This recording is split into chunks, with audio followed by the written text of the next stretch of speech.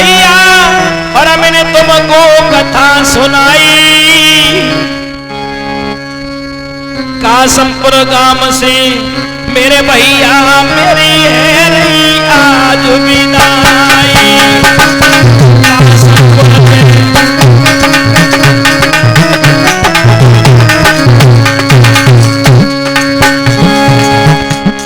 धन्यवाद, यानी आशीर्वाद की कामनाएं करूंगा भैया अरविंद के लिए जिन्होंने मुझे मेहनत करके बुलाया यहां पर और विशाल व्यवस्था की भैया ने।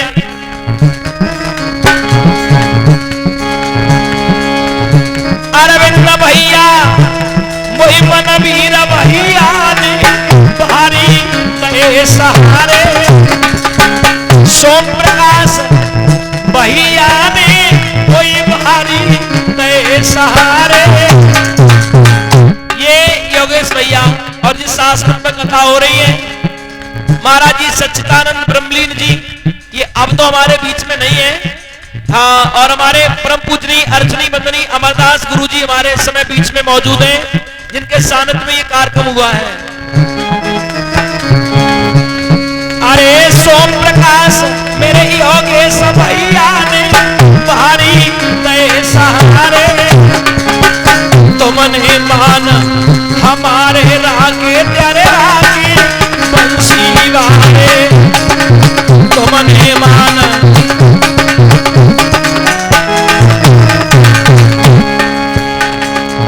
रुख में को तो हम रुक जाते, मेरे पास में है मजबूरी। अरे ग्राम ओछा में श्रृंगी आश्रम में वही कथा कहना है जरूरी।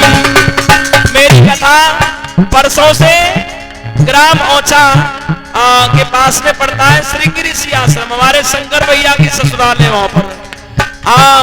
वहां मैं कथा कहने के लिए जा रहा हूं। महाराज जी की जन्मभूमि है अमरदास गुरु जी की। वो कथावाचकों का भी क्षेत्र है और कथा कराने वाले भी उधर के श्रोता जिज्ञासु होते हैं।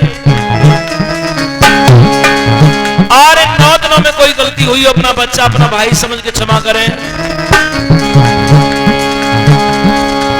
है मेरो आशीर्वाद भाइयों सदा फलो और फूलो, कितनो प्यार दयो भैया ने अपनी मैया भूलो, कितनो प्यार।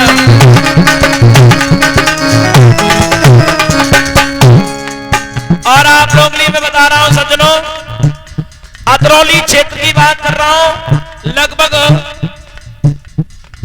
थोड़ा बहुत कम समझ लो, यानी 70-75 गांवों में मैं यहाँ आसपास कथा कह चुका हूं।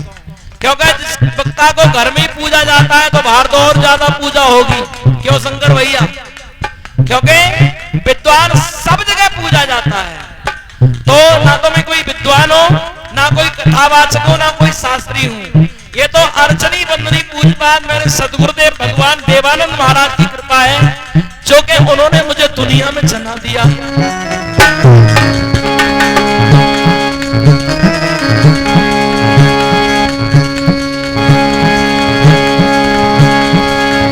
चिंता रहे तो फिर मिलेंगे, मरे देखो फर्क मत करियो, दुनिया है जी आनी जानी तुम ध्यान प्रभु को धरियो, दुनिया है जी।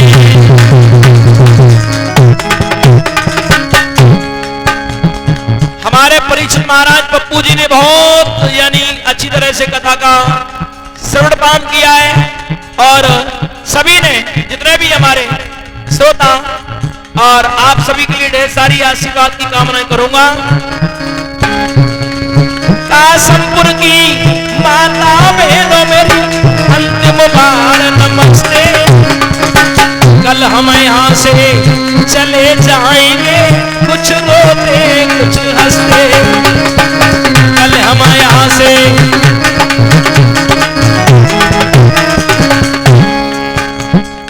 इस गांव में एक नहीं अनेक कथाकार आए होंगे, लेकिन परीक्षित महाराज जैसी भी टूटी फूटी मेरी वाणी थी वो मेरे से विद्वान होंगे, लेकिन मैंने जैसा भी था वैसा सुनाया मेरे बच्चे। लेकिन इतना जरूर है आए आपके गांव में बेशक मेरे कथाकार होंगे, मेरा बच्चा मंडल का रोता भी है, सुर में रोता है, गैर सुर सती सत्यम का कोई कलाकार नहीं बोलता है।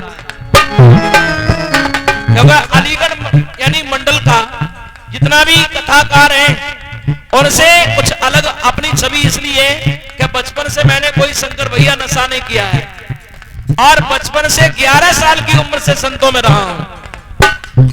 भाइयों, भक्ति मार्ग में अपना भाव रहा है बचपन से, वरना आजकल कथावाचक उपदेश गद्दी पे बैठ के कुछ और देते हैं, लेकिन अंदर से देखो तो कुछ और मिलेंगे। चाई गाम के सब भैयन को मेरी चलती वार नमस्ते। और हमारे अरविंद के बड़े बड़े भैयाओं ने भी हमारा बहुत सम्मान किया है, दोनों ने। और जब बीड़ी पीते हैं भैया वो गलती को क्षमा करें, हंसने के लिए कहते रहे हैं, कोई गलती हुई हो तो अपना बच्चा अपना भाई समझ के क्षमा करें। अरे कल हम यहाँ से चले जाएंगे, कुछ रोते कुछ हंसते, कल हम यहाँ से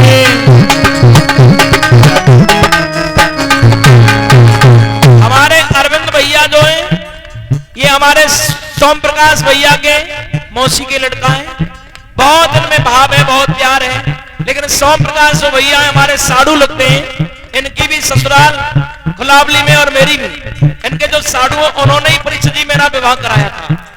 हाँ, लेकिन कभी भैयाओं ने किसी बात को मना नहीं किया, बहुत ढेर सारा प्यार दिया है।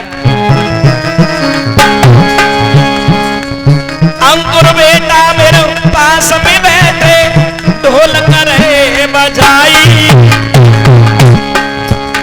अरे बारी उमरिया मेरे बेटा की के बीच समाई, बारी उमरिया।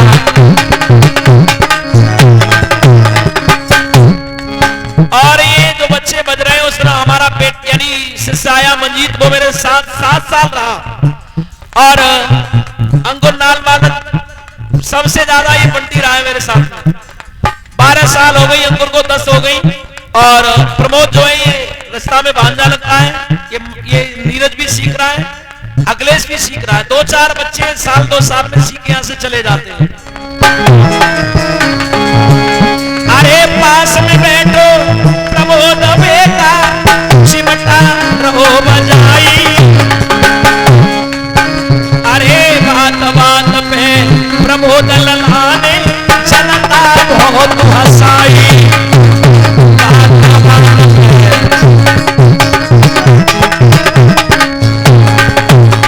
और ये पास में जो इस समय घड़ा बजा रहे हैं, बहुत अच्छी नाल भी बजाते हैं हमारे बंटी सरगम, नाल भी गाना भी मेरे सुर पर मेरा बंटी बोल पाता है।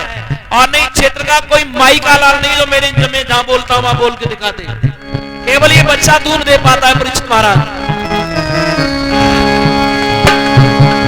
पास में बैठो मेरो बंटी बेटा रहो है बैठ बनाई, बैठ का काम यानी घड़ा से करता है। अरे समय समय पे मेरे बेटा ने ढोलक मधुर बजाई, समय समय पे।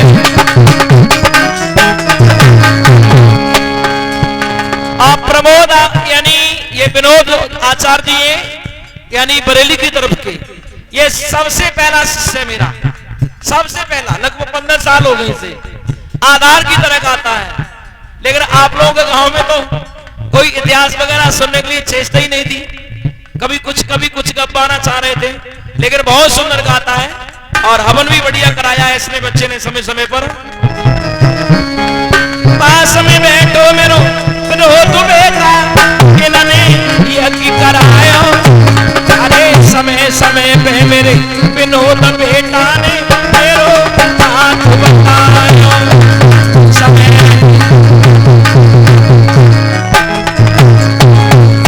और नीरज और अखिलेश मेरे दोनों ही शिष्य हैं और दोनों ही सीख रहे हैं, बढ़िया गाते हैं।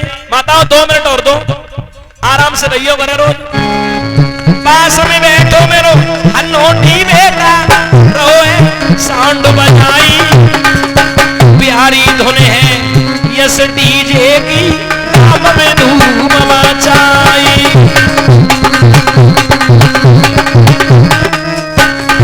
और मुझे तो आप जानते ही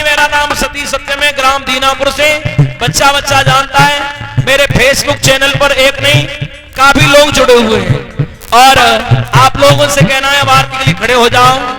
अरे हम तो जाते अपने काम सबको राम राम, हम तो जाते अपने काम सबको राम राम।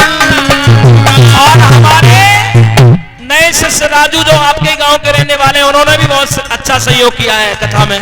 हमारे शंकर भैया का भी सहयोग अच्छा रहा है और आप सभी ने बहुत मान सम्मान किया है। हम तो जाते अपने काम सबको राम राम, हम तो जाते अपने काम सबको राम राम।